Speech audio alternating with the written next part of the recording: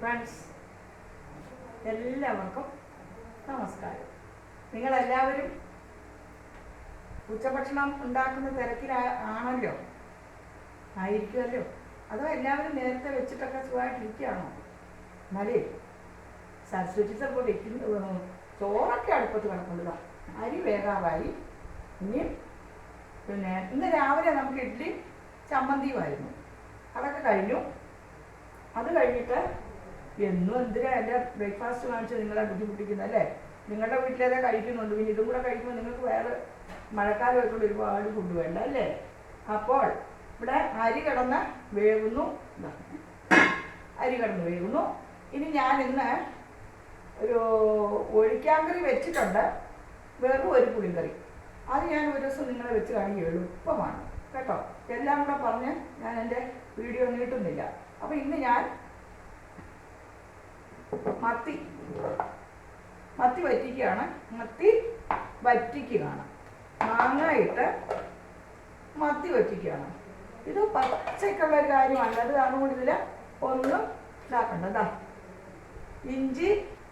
ഇഞ്ചി, പച്ചമുളക്, ചെറിയുള്ളി, ഇത് ഇത്രയും ഇതിലോട്ട് ഇടാം കേട്ടോ. ഇത്രയും മതി. ഇതാ ഒരു 4 പച്ചമുളക്, 2 പച്ചമുളക് ചതച്ചിട്ടുണ്ട്, ഇഞ്ചി, ഇത്രയും സാധനങ്ങൾ മതി. ഇനി നോക്കൂ, ഒരു വലിയ പൂൾ മാങ്ങയാണ്. ഇതൊരു 6 മത്തിയേ ഉള്ളൂ കേട്ടോ. ഞങ്ങൾക്ക് രണ്ടാൾക്കും ഞാൻ എപ്പോഴും പറയുന്നതുകൊണ്ട് പറയണ്ടല്ലോ. ഇനിയും ആവശ്യത്തിനുള്ള ഉപ്പ് കല്ലുപ്പ് പൊടിച്ചു വെച്ചിരിക്കുക കേട്ടോ. ആവശ്യത്തിനുള്ള ഉപ്പ് മതി. ഇനിയും മിക്സിയിൽ ചതച്ചു വെച്ചിട്ടുണ്ട്. ചതച്ചല്ല, ഒരു ഇത്തിരി കൂടായി. നോക്കൂ, ഇതെന്തൊക്കെയാണെന്നറിയാമോ? ഒരു ചെറിയ കഷ്ണം ഇഞ്ചി, കാരണം ഇതിലിട്ടിട്ടുണ്ട് ഇഞ്ചി. ഒരു ചെറിയ കഷ്ണം ഇഞ്ചി, പിന്നെ നമ്മുടെ ഒരു പച്ചമുളക്, ഒരു 2 ചെറിയുള്ളി, ഒരു ചെറിയ വെള്ളുള്ളിയുടെ കഷ്ണം, ഇത്രയും നാളികേരം, മഞ്ഞൾപ്പൊടി, മുളക് പൊടി, ഒരു 1/2 സ്പൂൺ മുളക് പൊടി, അത്രയും മതി. ഒരു 1/2 മൂടി നാളികേരം ചതച്ചത്. ഇനി നമുക്ക് ഇതിനാവശ്യമായ വെള്ളം ഒഴിക്കാം കേട്ടോ. ഇതിനാവശ്യമായ ഒരുപാട് വെള്ളം വേണ്ട, വറ്റിയെടുക്കാനാണ് കേട്ടോ. അപ്പോൾ ആവശ്യത്തിനുള്ള വെള്ളം മതി. എന്നാലും പിന്നെ പോട്ടെ. ഇതിനെ നമുക്കൊന്ന് ജോയിൻ ചെയ്യിപ്പിക്കാം. മത്തി ഇട്ടില്ല കേട്ടോ, മത്തി ഇടാൻ പോകുന്നേ ഉള്ളൂ.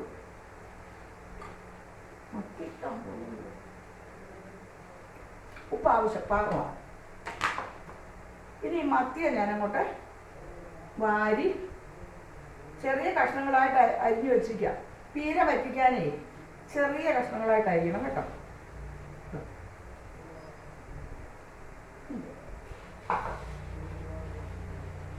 ഇനി ഇതെല്ലാം കൂടെ ഒന്ന് യോജിപ്പിക്കട്ടെ കേട്ടോ.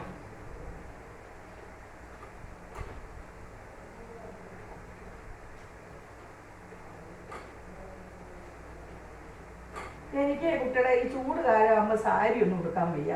ഇപ്പോൾ കുറച്ച് തണുപ്പ് കാലം വന്നല്ലോ, കുറച്ച് മഴ പെയ്തല്ലോ, അല്ല അതുകൊണ്ടാണ് ഞാൻ സാരിയിൽ നിന്ന് ഒഴിവാണ്. എനിക്ക് ഏറ്റവും ഇഷ്ടമുള്ള ഡ്രസ്സ് സാരിയാണ്. സാരി, സെറ്റും മുണ്ടിതൊക്കെയാണ് ഏറ്റവും ഇഷ്ടമുള്ള ഡ്രസ്സ്. പക്ഷെങ്കിൽ എനിക്ക് അതെല്ലാം കൊണ്ട് ഇട്ടുകൊണ്ട് കുക്കിംഗ് ഒന്നും പറ്റുകയില്ല. അതുകൊണ്ടാണ് ഞാൻ മറ്റു ഡ്രസ്സുകളിലേക്കൊക്കെ പോകുന്നത്. പിന്നെ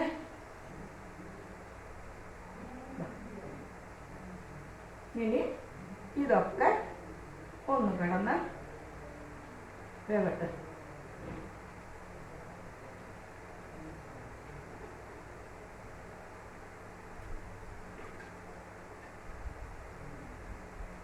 ഇത്രയും വെള്ളം മതി കേട്ടോ. നേരത്തെ വെള്ളം വേണ്ട. ഇങ്ങനെ തൊട്ടില്ല എന്നുള്ള മട്ടിൽ നിൽക്കണം. ഇനി ഇത് നമുക്ക് തീ കത്തിക്കാം.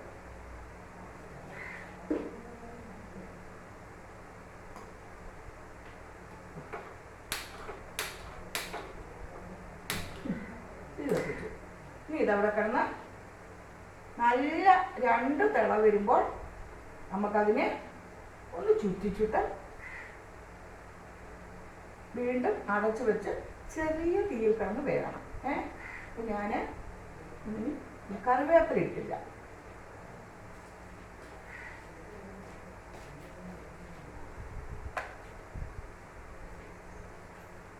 രജനി ഇത് നടക്കാനില്ല, വലിയ വട്ടത്തോ. കറിവേപ്പില ഇടാൻ മറന്നുപോയി കേട്ടോ. കറിവേപ്പില കുട്ടിയായിട്ട് കറിവേപ്പില എടുത്തോണ്ട് വരണേ.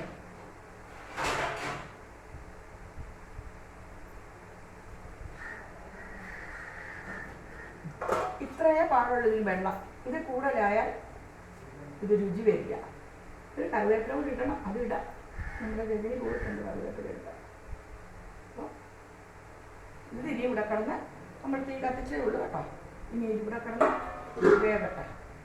ഒരു 2 തിള നല്ലോണം ഫുൾ ഫ്ലെയിമിൽ കിടന്ന് തിളക്കട്ടെ. അത് കഴിഞ്ഞിട്ട് നമുക്കിത് കാത്ത് വയ്ക്കാം. ഒരുപാട് കാത്തല്ല, ഒരു മീഡിയത്തിൽ. അതിനുശേഷം നമുക്ക് നല്ലോണം വറ്റുമ്പോൾ ഇത്തിരി വെളിച്ചെണ്ണ ഒഴിച്ച്, പച്ച വെളിച്ചെണ്ണ ഒഴിച്ച് ഒരു പിടി കറിവേപ്പിലയും കൂടി ഇട്ട് നന്നായിട്ട് അവിടെ അടച്ചു വയ്ക്കണം. നല്ല ടേസ്റ്റാണ് കേട്ടോ.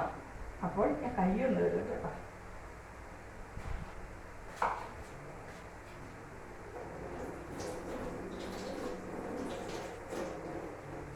ഇവിടെ ഈ മൂലയ്ക്ക് എന്നൊരു പ്ലാസ്റ്റിക്കിന്റെ കുട വരുന്ന നിങ്ങൾ കണ്ടില്ലേ? അതിന്റെ കഥ എന്താണെന്നറിയോ? അത് പിന്നെ ഇവിടെ എണ്ണ ആട്ടിക്കൊണ്ട് വരുമ്പോൾ 2 സ്റ്റീലിന്റെ പാത്രം എടുക്കും, ഇനി കുടവും കൂടെ എടുക്കും. അങ്ങനെ എണ്ണയാട്ടാനുള്ള കുടമാണ് ആട്ടിക്കൊണ്ട് വരാനുള്ള. എണ്ണയല്ല ആട്ടുന്ന, തേങ്ങയാട്ടി വെളിച്ചെണ്ണ കൊണ്ടുന്ന കുടമാണ്. ഇപ്പോഴേ കിണർ പറ്റിയപ്പോഴേ മോട്ടർ 3-4 ദിവസം മോട്ടർ അടിക്കാൻ പറ്റിയില്ല. പിന്നെ മഴ പെയ്തപ്പോൾ ആയല്ലോ, ഒരു 3-4 ദിവസം മുമ്പ് വരെ പറ്റി. അപ്പോൾ മാഷ് കിണറ്റിൽ പോയി വെള്ളം മുക്കി, കുടിക്കാനുള്ള വെള്ളം മുക്കിയെടുക്കാനല്ല, അതിനുണ്ട് വെള്ളം ധാരാളമുണ്ട്. മോട്ടർ ഇടാനുള്ള വെള്ളം ഇല്ലെന്നേ ഉള്ളൂ. കുട്ടി എൻ്റെ കൈ തുടയ്ക്കാനൊരു കറക്കി എടുക്കും. അപ്പോൾ ഇതാ കറിവേപ്പിലയുമായിട്ട് നമ്മുടെ വനമാല എത്തി.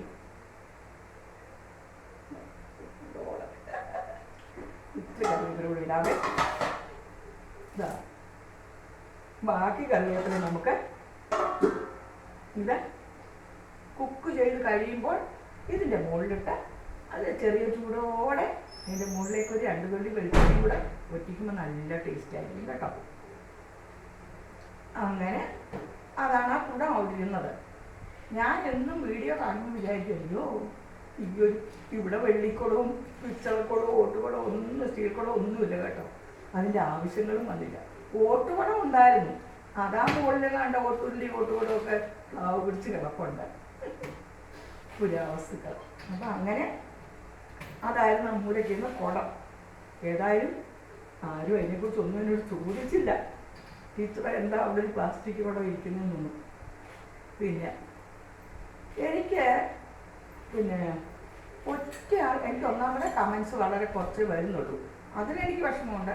പക്ഷെ ആരും എനിക്ക് ഒരു 100 കമൻറ്റ് വന്നിട്ട് അല്ലെങ്കിൽ 200 കമൻറ്റ് വന്നിട്ട് അതിനകത്തൊരു 50 മോശമായിട്ടുള്ള ബാഡ് കമൻറ്റ്സ് ഇടുമ്പം നമുക്ക് വിഷമമല്ലേ? ഞാനൊന്നാമത് ഒരു എൻ്റർടൈൻമെൻറ്റായിട്ടായിട്ട് ചെയ്യുന്നത്. അപ്പോൾ ആരെങ്കിലും ഒക്കെ മോശമായ കമൻറ്റ് ഇടുമ്പോൾ എനിക്ക് ഭയങ്കര സങ്കടം വരും. ഇതുവരെ എനിക്ക് കമൻസ് കുറവേ ഉള്ളെങ്കിൽ കുഴപ്പമില്ല, ഓക്കെ, ഇടുന്നവരിട്ടാൽ മതി. പക്ഷെങ്കിൽ ഒരു മോശമായ കമൻസും അതിനുള്ളൊരു സാഹചര്യം ഞാൻ ഉണ്ടാക്കിയിട്ടില്ല അല്ലേ? അപ്പോൾ അങ്ങനെയുള്ള ചില കാര്യങ്ങൾ. ഇനിയിപ്പോൾ സ്കൂൾ തുറക്കും. ജൂൺ മാസം ആകുമ്പോൾ ജൂൺ 3-ന് മറ്റാണ് സ്കൂൾ തുറക്കുന്നത്. അപ്പോൾ പഴയ ഓർമ്മ പിന്നെയും വരും. ഒരു നൊസ്റ്റാൾജി എങ്ങനെ മനസ്സിലൂടെ ഒഴുകി ഒഴുകി ഒഴുകി വരും. അപ്പം ഞാൻ ഈ റിട്ടയർ ചെയ്തില്ലേ 2003 കേട്ടോ. റിട്ടയർ ചെയ്ത് എനിക്കൊരു 6 മാസത്തേക്ക് രാവിലെ ഞാൻ ശരിക്കും പറഞ്ഞാൽ സ്കൂളുള്ള രീതിയായിരുന്നു എനിക്ക്. ഞാൻ അറിയാതെ രാവിലെ സ്കൂളിൽ പോകുമ്പോൾ ആസ് യൂഷ്വൽ ചെയ്യുന്ന പോലെ എല്ലാം അങ്ങ് ചെയ്യുമായിരുന്നു. പിന്നീടാണ് മാഷ് ചോദിക്കും, നീ എന്ത് നേരം വെക്കുന്നതിന് മുമ്പ് ഇതൊക്കെ സ്കൂൾ റിട്ടയർ ചെയ്ത് വീട്ടിൽ വന്നിരിക്കാനുള്ള ഓർമ്മയില്ലേ ചോദിക്കും. കുറേ നാൾ എനിക്കെന്നല്ല, എന്നെപ്പോലെ എല്ലാവർക്കും ആ ബോധ്യം ഉണ്ടാവും. കുറച്ച് കഴിയുമ്പോഴേ നമ്മൾ ആ റിയാലിറ്റിയിലേക്ക് എത്തുകയുള്ളൂ. ഞാനൊന്നാമത് വളരെ ചെറുപ്പത്തിലെ ജോലി പ്രവേശിച്ചാവാം. വേറെ 21 വയസ്സേ ഉള്ളൂ എനിക്ക് ഹൈസ്കൂളിൽ ടീച്ചറായിട്ട് വരുമ്പോൾ. ഏറ്റവും കേരളത്തിൽ തന്നെ ഉള്ളൊരു UP സ്കൂളിലെ ടീച്ചേഴ്സിനൊക്കെ അത് പറ്റും. അവർ കുറച്ചും കൂടി TTC 2 വർഷമല്ലേ ഉള്ളൂ. അതുകൊണ്ട് അവർ നമുക്ക് 5 വർഷമല്ലേ, അവർ 2 വർഷമല്ലേ ഉള്ളൂ. അതുകൊണ്ട് അവർ നമ്മളെക്കാട്ടി 3 വർഷം മുമ്പേ ജോലി കിട്ടും. നമുക്ക് അതും കഴിഞ്ഞല്ലേ. അപ്പോൾ 21 വയസ്സിൽ ചിലപ്പം കേരളത്തിലെ തന്നെ ഏറ്റവും യങ്ങസ്റ്റ് ടീച്ചറായിരുന്നിരിക്കും അന്ന് ഞാൻ. ഇന്നിപ്പോൾ ഒരുപാട് പ്രായമുള്ള പിള്ളേരെ വരും. കാര്യം എന്താ വെച്ചാൽ PG കഴിഞ്ഞ് പിന്നെ സെറ്റോ നെറ്റോ അങ്ങനെയുള്ള പരീക്ഷകളും ഒക്കെ എഴുതി, പിന്നെ എത്ര നാൾ ജോലിക്ക് വെയിറ്റ് ചെയ്ത്. ഞാൻ പരീക്ഷ എഴുതി കഴിഞ്ഞപ്പോൾ തന്നെ എനിക്ക് റിസൾട്ട് വരാൻ കാത്തിരിക്കുമായിരുന്നു. റിസൾട്ട് വന്നതിന് പിറ്റേ ദിവസം ജോയിൻ ചെയ്തു. അന്നൊക്കെ ജോലി കിട്ടാനൊക്കെ പാടില്ല കേട്ടോ. അങ്ങനെ പിന്നെ അപ്പോൾ ആ ഓർമ്മയായിരുന്നു എനിക്ക്. കുറേ നാളത്തേക്ക് നമുക്ക് ആ ഓർമ്മ വരും അല്ലേ. നമ്മുടെ ആ പഴയ വിദ്യാലയവും പഴയ ശ്രീകോവിലെന്ന് ദേവിയുടെ, ഹേമാംബിക ദേവിയുടെ ശ്രീകോവിൽ തന്നെയാണത്. ആ തിരുമുറ്റം പരിപാവനമാണ്. അതിൽ അവിടുത്തെ ഓരോ മണത്തരിക്കും ഞങ്ങൾ ഓരോ ടീച്ചേഴ്സിനെ കുറിച്ചും ലക്ഷക്കണക്കിനുള്ള കുട്ടികളെക്കുറിച്ചും അറിയും. പറയാൻ കഥകളുണ്ടാവും. എന്ത് സജീവമായിട്ട് പോയ സ്കൂളാണെന്നറിയാം. പിന്നീടല്ല ഒക്കെ ഒരുപാട് വർഷം കഴിയും, ഒരു 10-25 വർഷം അങ്ങനെ പോയി. പിന്നെ എല്ലാവരും മുക്കിന് ഇംഗ്ലീഷ് മീഡിയം അൺഎയ്ഡഡ് സ്കൂളുകളൊക്കെ വന്നപ്പം എല്ലാവരും അങ്ങോട്ടൊക്കെ കൊണ്ടുപോയി. അന്ന് നല്ല നിലവാരത്തിൽ ഉള്ള ഒരു സ്കൂളായിരുന്നു. പിന്നീട് ഞാൻ റിട്ടയർ ചെയ്ത് പോരുമ്പോൾ 33 വർഷത്തെ സേവനം പൂർത്തിയാക്കി പോരുമ്പോൾ അവിടെ ഒരു 400 കുട്ടികളോടെ ഉള്ളൂ, ഒരു 10 താഴെ ടീച്ചേഴ്സും. അതേ സമയത്ത് ഞങ്ങൾക്ക് അന്ന് സ്റ്റാഫ് റൂമിൽ സ്ഥലമേ ഇല്ല. കസേരകളിയുടെ കാര്യം പറഞ്ഞ പോലെ ഇരിക്കാൻ നേരവുമില്ല.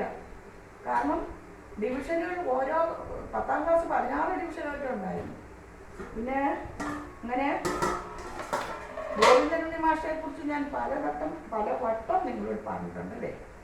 കാരണം അദ്ദേഹം അത്രയും നല്ല ഹെഡ് മാഷ് ആയിരുന്നു. അതുകൊണ്ടാണ് വളരെ സ്ട്രിക്റ്റ് ആയിട്ടുള്ള, വളരെ നല്ല ഒരു, വളരെ ഏബിൾ ആൻഡ് എലിജിബിൾ ആയിട്ടുള്ള ഒരു മാന്യദേഹമായിരുന്നു ഗോവിന്ദനുണ്ണി മാഷ്. അപ്പോൾ അദ്ദേഹത്തെക്കുറിച്ച് എപ്പോഴും ഓർക്കണം. നന്നായിട്ട് സ്കൂൾ കൈകാര്യം ചെയ്യാത്തവരാണെങ്കിൽ അവരെക്കുറിച്ച് നമ്മൾ ഓർത്തില്ലല്ലോ. അപ്പോൾ അത് കാരണം കൊണ്ട് അങ്ങനെ ഇരിക്കാനോ 2 മിനിറ്റ് നേരത്തെ ക്ലാസ്സിൽ നിന്ന് വന്നിരിക്കാനോ ഒന്നും പറ്റില്ല. പിന്നെ വലിയൊരു സ്റ്റാഫുമായിരുന്നെങ്കിൽ ഇത്രയും ടീച്ചേഴ്സിനെ 400 ടീച്ചേഴ്സ് ഉണ്ടായിരുന്നു.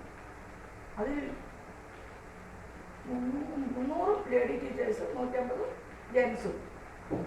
ജെൻസിന് വേറെ സ്റ്റാഫുമായിരുന്നു. പക്ഷെ ഞങ്ങൾ ടീച്ചേഴ്സ് ലേഡീസിന് സ്ഥലം കഴിയേയില്ല. അന്ന് ഇന്നത്തെ കാലത്ത് ഞാൻ പോരുമ്പോഴൊക്കെ ഫാനും പിന്നെ എല്ലാവർക്കും സെപ്പറേറ്റ് കസേരയും മേശയൊക്കെ ആയി. പരിമിതമായ ആൾക്കാരും ഉണ്ടല്ലോ. അതേ സമയത്ത് ഇത് തിളയ്ക്കുന്നുണ്ട് കേട്ടോ, തിളയ്ക്കണം. അതേ സമയത്ത് അന്ന് ബെഞ്ചാണ്. കുട്ടികളിരിക്കുന്ന പോലെ ചുറ്റും ബെഞ്ചിട്ടിരിക്കുകയാണ്. എന്നിട്ട് ഡെസ്കുകൾ അടുക്കിയ മേശയാണ്. കുറേ ഡെസ്കുകൾ അടുക്കിയിട്ട് മേശ. അവിടെ നമുക്ക് അറ്റൻഡൻസ് ടീച്ചിങ് നോട്ട്, വടി, ചോക്കൊക്കെ വയ്ക്കണമല്ലോ, നമ്മുടെ പേഴ്സ് വയ്ക്കണമല്ലോ. അപ്പോൾ ആ ഓർമ്മ പിന്നെയും വലിയ കേട്ടോ. അപ്പോൾ ഞാൻ ബെഞ്ചിൽ തിരക്കി ഓടിച്ചെന്ന് സീറ്റ് കിട്ടാൻ ഇന്റർവെല്ലിന് അപ്പോഴത്തേക്ക് ചന്ദ്രൻ നായരെന്ന് പറഞ്ഞ ചേട്ടനുണ്ടായിരുന്നു. ചന്ദ്രൻ നായരിയൊക്കെ അദ്ദേഹത്തിന് ചായക്കടയായിരുന്നു. അദ്ദേഹത്തിൻ്റെ മക്കളെയൊക്കെ ഞങ്ങൾ പഠിപ്പിച്ചത്, എല്ലാ പിള്ളേരും. അദ്ദേഹം ചായയും കടിയുമായിട്ട് വരും. വട, ഉഴുന്നുവട, പരിപ്പുവട, ബോണ്ട ഒക്കെ ആയിരിക്കും. സൂകിയെ ഒക്കെ കാണും.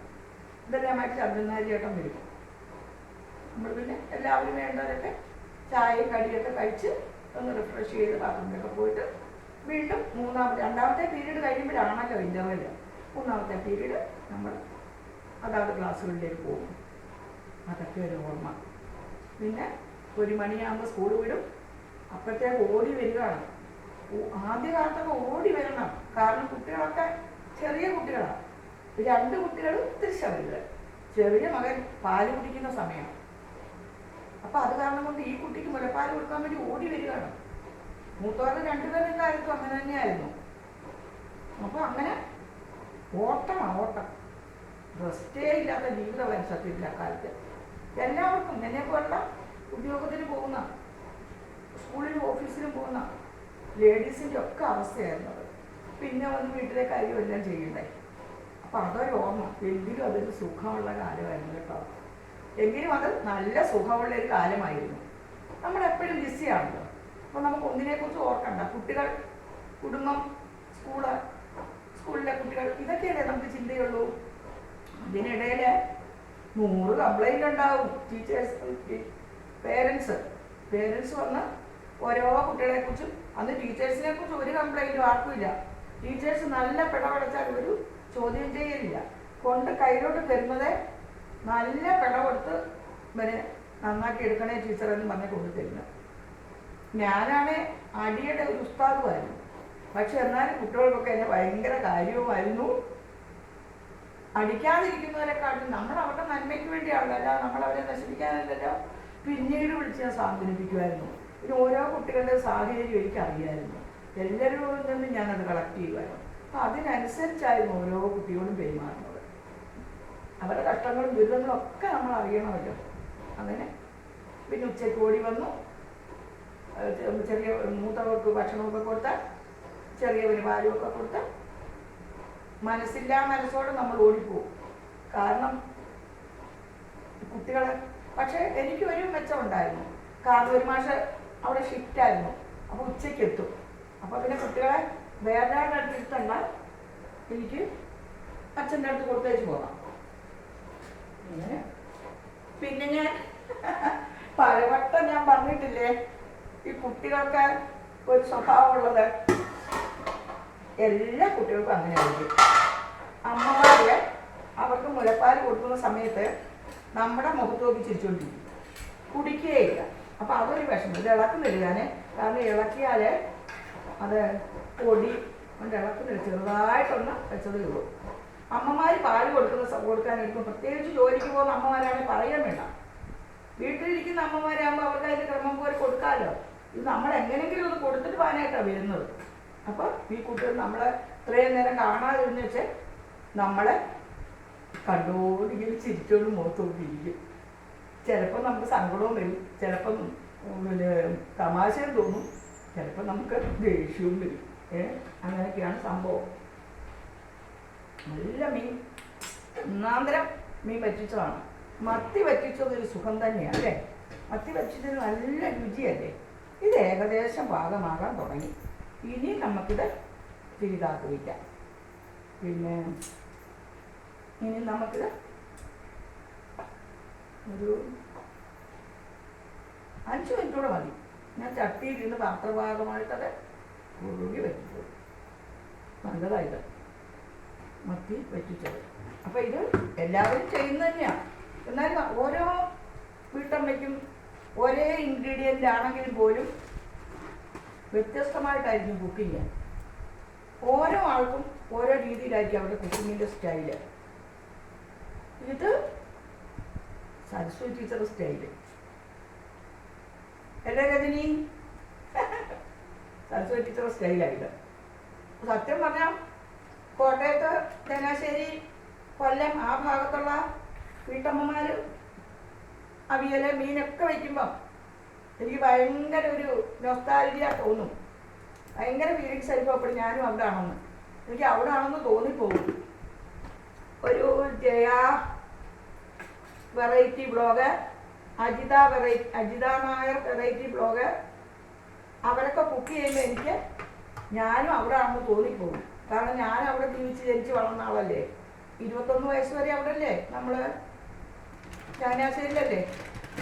ചങ്ങനാശ്ശേരി വരുന്ന നമ്മുടെ മഹാനായ മന്നത്ത് പത്മനാഭൻ അവറുകളുടെ സാമീപ്യവും സ്നേഹവും ഒക്കെ അനുഭവിച്ചവരല്ല ഞങ്ങളൊക്കെ. NSS കരയോഗം സ്ഥാപകൻ. അങ്ങനെ ഇനിയും രജനി എത്ര നേരം കൂടെ ഞാൻ ഇതൊന്നും എന്നിട്ട് നീ ഇവിടെ വന്നിട്ട് ക്ലീൻ ചെയ്തു. രജനി തിരക്കിടുന്ന് പാവം. എന്താ കുട്ടിയെ? ആ ആ നമ്മുടെ രജനിക്കുട്ടിക്കൊരു സ്പെഷ്യൽ ചമ്മന്തി ഉണ്ട്, അത് തരൂ കുട്ടി. ഈ മുളകിനെ കമ്പി കുത്തിയിട്ട് ഇങ്ങനെ ചൂടാക്കിയെടുക്കും, എന്നിട്ട് ചമ്മന്തി ഉണ്ടാക്കും. നല്ലതാ, നല്ല രുചിയാ. രജനി ഇപ്പം മുക്കാലും എൻ്റെ പാചകം തന്നെയാണ് അവൾ ചെയ്യുന്നത്. അവളെല്ലാം പഠിച്ചു. അവരുടെ രീതി വിട്ട എൻ്റെ പാചകമാണ്. അവിടെ ഹസ്ബൻഡ് പറയുകയും ചെയ്യുന്നു, നീ ഇപ്പം ടീച്ചറുടെ പാചകം മാത്രമേ അറിയുള്ളൂ, മതി കുട്ടി തോന്നുന്നു. പക്ഷേ ഇങ്ങനെ ഈ ഗ്യാസിൽ വെച്ച് ചൂടാക്കുന്നത് തെറ്റാണ്. ഇവിടെ എന്നും അച്ഛൻ വെള്ളം ചൂടാക്കുമ്പോൾ ആ അടുപ്പിലിട്ടാണ് ഞങ്ങൾ മുളകും പുള്ളിയൊക്കെ ചൂടാക്കുന്നത്. അപ്പോൾ ഇതിവിടെ ഞാൻ 1 മിനിറ്റ് രജനിക്ക് മൈക്ക് കൈമാറി, രജനിക്ക് ഇവിടെ ഒന്ന് കൊടുക്കട്ടെ, അവർക്ക് ഇവിടെ എന്തോ ഒന്ന് ചെയ്യാനുണ്ട്. അപ്പം പിന്നെ അവരുടെ സമയം കൊണ്ട് എന്നിട്ട് ഒരു പഴയ വിദ്യാലയ ഓർമ്മ വന്നു, ഒരു പഴയ കാലം ഓർമ്മ വന്നു. രജനി ഇങ്ങോട്ട് വെച്ചാൽ എനിക്ക് ഇരുന്നുകൊണ്ട് സംസാരിക്കാൻ പറ്റുമോ?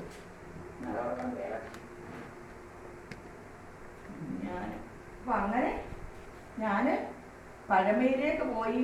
രജനി നമ്മുടെ ഈ അലമാരയില്ലേ, ഈ അലമാര റീപെയിൻറ്റ് ചെയ്യാനായി കഴിഞ്ഞിരിക്കും കേട്ടോ. ഞാൻ ഈ വീഡിയോയിൽ കൂടെ നോക്കുമ്പോഴാണ് കാണുന്നത്. പിന്നെ അങ്ങനെ ഒക്കെ തോന്നുകയാണ്. ഞാൻ ഒരു ക്ലാസ്സിലേക്ക് പോയ പോലെ എനിക്ക് തോന്നുക.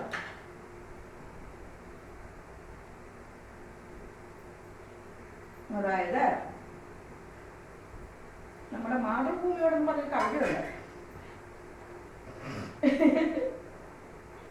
അതിനകത്ത് പെട്ടെന്നൊന്നും കിട്ടുന്നില്ല. ഒരു 4 വരി. പച്ചയാം വിരിപ്പിട്ട സഖ്യനിൽ തലവെച്ചും സ്വച്ഛാത്തി മണൽത്തിട്ടാം പാദോപധാനം കൊണ്ടും പള്ളി കൊണ്ടിടുന്ന നിൻ പാശയുഗ്മത്തെ കാത്തുകൊള്ളുന്നു കുമാരിയും ഭോഗന്നേശരുമമ്മേ. ആഴിബീജികളനുവേലം വെണ്ണുരകളാൽ തോണികൾ പോലെ തവ ചാരുതൃപ്പദങ്ങളിൽ തൂവെള്ളിച്ചിലമ്പുകൾ അണിയിക്കുന്നു, കൃത്തി കൈവരാഞ്ഞഴിക്കുന്നു, പിന്നെയും തുടരുന്നു. മറന്നുപോയി ബാക്കിയൊക്കെ. ചന്ദന മനക്കുളുകനലും കളികളാൽ മന്ദമായി തലയാട്ടിക്കൊണ്ടു മാമരകളിൽ ഉല്ലസിച്ചിടും ദേവൻ. ചന്ദനവനക്കുളുതന്നലിൻ കളികളാൽ മന്ദമായി തലയാട്ടിക്കൊണ്ടു മാമലകളിൽ ഉല്ലസിച്ചിടും ജലവൈ ജയന്തികൾ കേരാവല്ലികൾ ൂമണം എങ്ങും വീശാതുള്ളൂ. ഒത്തിരി കാലം മുമ്പത്തെ അല്ലേ കുട്ടികളെ, അത് കാരണം ഞാൻ അതൊക്കെ മറക്കുകയാണ് കേട്ടോ. എന്നാലും കുറച്ചൊരു ഓർമ്മ വന്നു. സ്കൂളിനെ കുറിച്ച് ഓർത്തു ഞാൻ. പിന്നെ അങ്ങനെ സ്കൂളിൽ നിന്ന് കവിത ചൊല്ലുന്ന പോലെ ഓർത്തു വീണ്ടും. അപ്പം പച്ചയാം വിരിപ്പിട്ട സഖ്യൻ, പച്ചയാം വിരിപ്പിട്ട സഖ്യനിൽ തലവെച്ചും സ്വച്ഛാപ്തി മണൽത്തിട്ടാം പാദോപധാനം കൊണ്ടും പള്ളി കൊണ്ടിടുന്ന നിൻ പാശയുഗ്മത്തെ കാത്തുകൊള്ളുന്നു കുമാരിയും ഭോഗന്നേശരുമമ്മേന്ന് അങ്ങനെ പാടിക്കൊടുക്കുമ്പോൾ അവരങ്ങനെ ഇങ്ങനെ നോക്കിയിരിക്കും അല്ലേ. താല്പര്യമുള്ള കുട്ടികൾ അങ്ങനെ കേട്ടുകൊണ്ടിരിക്കും. താല്പര്യം എല്ലാവർക്കും ഉണ്ട്. അവർ പറയും ചില പീരീഡുകളിലെ ഉറക്കം, ടീച്ചറുടെ പീരീഡിലാണ് ഞങ്ങൾ ഉറക്കം ഉണരുന്നതെന്ന്. അപ്പോൾ അങ്ങനെ ഒക്കെ ആ ഒരു കാലം മറന്നു. ഒത്തിരി വർഷമായി. ഞാനിപ്പം അങ്ങനെ അല്ലെ വേദികളിൽ പോയി പാടും, സാഹിത്യ സദസ്സുകളിൽ പങ്കെടുക്കുമ്പോൾ അവിടെ പാടും. പാടുകയല്ല, കവിത ചൊല്ലി. അതൊന്നും പാട്ടല്ലല്ലോ കവിത. ഞാൻ പാട്ടുകാരിയൊന്നും എനിക്ക് പാട്ടൊന്നും ചൊല്ലാൻ പറ്റിയില്ല. കവിത ഞാനൊരു ചലച്ചിത്രഗാനം ചൊല്ലിയാലും അല്ല പാടിയാലും അത് കവിതയായിട്ട് മാറും. അതാണ്. അപ്പം ഞാനീ ചൊല്ലുന്നൊന്നും പാട്ടല്ല കേട്ടോ, കവിതകളാണ്. കവിതയായിട്ടാണ് ചൊല്ലുന്നത്. അപ്പം ഇപ്പം അതിനുള്ള ഓപ്പർച്യൂണിറ്റീസ് ഒന്നുമില്ലല്ലോ. ഞാൻ പറഞ്ഞില്ല NSSൻ്റെ വനിതാ ലിങ്ങിൽ അങ്ങനെ തകർത്ത് വാരിയ ആളാണ് ഞാൻ. ഇപ്പോൾ ഒന്നുമില്ല. ഇപ്പോൾ ഉള്ള ആളുകൾക്ക് NSSലെ വനിതകൾക്കൊന്നും എന്നോട്ട് അറിയുക പോലില്ല. ഇവിടുത്തെ യൂണിറ്റിൻ്റെ സത്യത്തിൽ ഇവിടെ അങ്ങനെ യൂണിറ്റ് ഉണ്ടായത് എൻ്റെ സമാന പ്രായക്കാർക്കറിയാം. എൻ്റെ ഒരു കഠിനമായ പ്രയത്നം കൊണ്ട് ഈ വീട്ടിലാണ് വെച്ചാണ് നടന്നത്. ഇപ്പോഴത്തെ ആളുകളൊക്കെ സരസ്വതി ആരാധിപ്പിക്കും. അപ്പം അന്നൊക്കെ വേദികളുണ്ട്. ഞാൻ ഒരുപാട് കരയോഗത്തിൻ്റെ മീറ്റിങ്ങുകളിലൊക്കെ പങ്കെടുക്കുകയും പ്രസംഗിക്കുകയും കവിത ചൊല്ലുകയും ഒക്കെ ചെയ്തിട്ടുണ്ട്. ഇപ്പം അതൊന്നുമില്ല, ഓപ്പർച്യൂണിറ്റീസും ഇല്ല. പിന്നെ ചിലയിടത്തൊക്കെ വിളിക്കും, അവിടെ ഒന്നും പോകാറുമില്ല. പോകാനുള്ള ആരോഗ്യസ്ഥിതി അല്ല. അന്ന് പറയാൻ കാറ് പോലും ഇല്ല കേട്ടോ. കുഞ്ഞുങ്ങൾ ബൈക്കിൽ കൊണ്ട് ജില്ലാ കരയോഗ മന്ദിരത്തിൽ കൊണ്ടുവിടും. അവിടുത്തെ ഒരു അയ്യോ ഏതോ കാലത്തെ ജീപ്പിലാണ് കയറിപ്പോക്ക്. ഞാൻ എപ്പോഴും പറയും, എൻ്റെ നടുവിന് ഈ വേദന വന്നത് കാടും മലയും മേട് വന്ന പോലെ അതിങ്ങനെ ഒരുമാതിരി. ഇപ്പം നമ്മൾ സുഖകരമായ വണ്ടിയിലൊക്കെ ഇരുന്ന് പോകുമ്പോൾ ഞാൻ ആലോചിക്കും അന്ന് ചെയ്ത ത്യാഗം. അങ്ങനെ ഞാൻ എത്ര നിങ്ങളോട് പറഞ്ഞതെന്നു വെച്ചാൽ എൻ്റെ മീനൊന്ന് വറ്റാൻ വേണ്ടിയാണ് കേട്ടോ. എനിക്ക് ഞാൻ പറഞ്ഞില്ലേ, എനിക്കിങ്ങനെ എഡിറ്റ് ചെയ്യാനൊന്നും അറിഞ്ഞുകൂടാ. അതുകൊണ്ടാണ് ഞാനിങ്ങനെ ഇങ്ങനെയൊക്കെ ചെയ്യുന്നത്. അപ്പോൾ നമുക്കൊന്ന് നോക്കാം അല്ലേ, നമ്മുടെ മീനെന്തായെന്ന് നോക്കാം നമുക്ക്. രജനിക്കുട്ടി, ഈ മീനൊന്ന് കാണിച്ചതാ.